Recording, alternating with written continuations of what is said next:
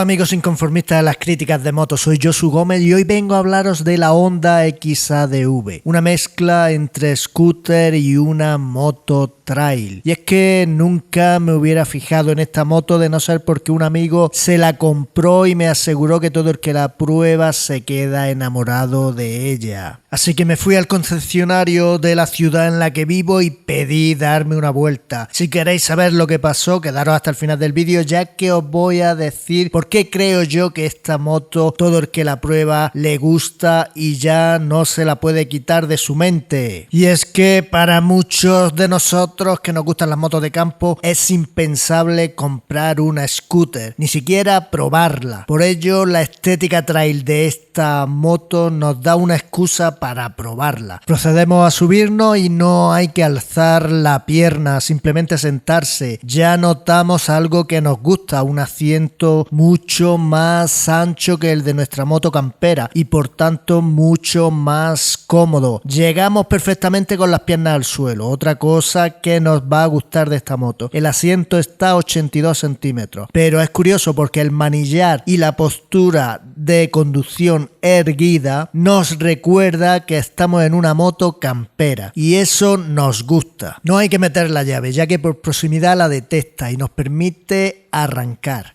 Arrancamos y ahí empieza una experiencia a la que estamos muy poco acostumbrados. Nada de vibraciones, no hay que meter marcha ni dar el embrague. Solo gas y la moto va cambiando de marcha sola. Pero es que además anda mucho y notas cómo te tira para atrás el cuerpo. Quise ver cómo andaba y la puse de 0 a 120 y en pocos segundos estaba a toda velocidad. En carreteras secundarias da una confianza increíble. Tumba, no te permite ir, entrar, frenar en el último momento, las marchas cambian solas, parece que estuviera hecha para las curvas, para carreteras secundarias. Todo esto ya nos está predisponiendo a que nos guste la moto, por eso a todo el mundo que la prueba le gusta. Pero ¿qué me decís si cuando ves una pista a un lado de la carretera te puedes meter y circular a buen ritmo? En estos momentos es cuando empiezas a pensar que has encontrado un juguete perfecto. Bueno para la ciudad, bueno para el campo,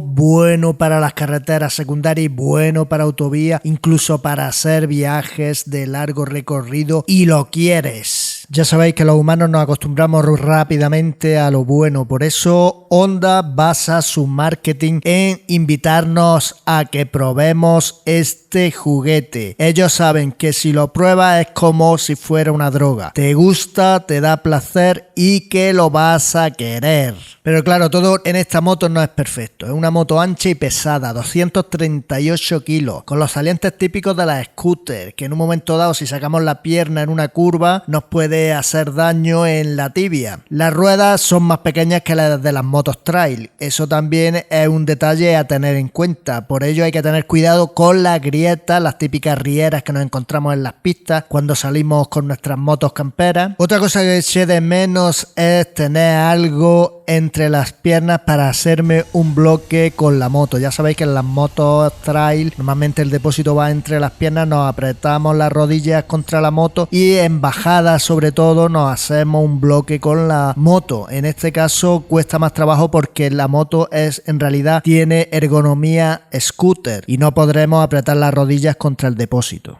Otro detalle que me sorprendió fue cuando paré a hacer fotos en una cuesta y no podía soltar las dos manos del manillar de la moto, ya que al no tener pedal de freno ni la posibilidad de dejar una marcha engranada, la moto se me iba si soltaba los frenos. Estaba en una pendiente y la moto, el peso de la moto, tiraba de la moto. Pero mira por dónde Honda, se nota que los ingenieros de Honda habían probado bien la moto y se dieron cuenta de este fallo.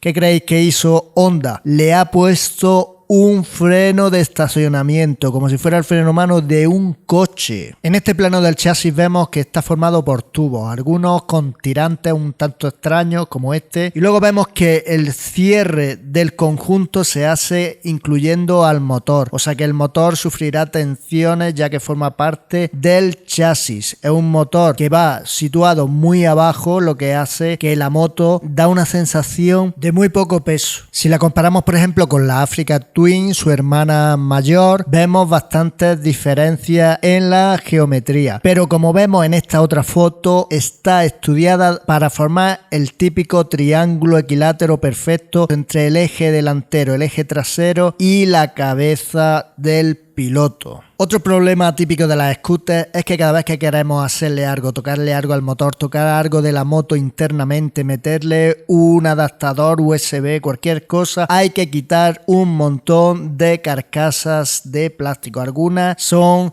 necesario quitar una para poder llegar a quitar otra. O sea, al final es un rompecabezas. Pero no os preocupéis porque esta moto lo trae prácticamente todo perfecto, no hay que tocarle prácticamente a nada. Por tanto, solamente cada 12.000 kilómetros le tendremos que hacer la rutina de mantenimiento, que os recomiendo que la haga un mecánico, porque si hay que quitar carcasas es un calentamiento de cabeza. Mejor que lo haga el mecánico y si rompe alguna que nos la ponga. En definitiva, que he comprendido por qué todo el que pruebe esta moto al final le gusta. Estamos acostumbrados a motos con una relativa comodidad, ya que son motos de campo y su geometría está estudiada para que sean buenas en campo, no en ciudad, no en viajes. Y claro, pruebas una moto en la que todo es fácil, todo es comodidad y todo es sencillo y placentero, pues claro, la quieres. En definitiva, he entendido por qué todo el que prueba esta moto le encanta. Yo me la compraría después de probarla porque la verdad que me ha convencido y no me paga Honda para que lo diga, simplemente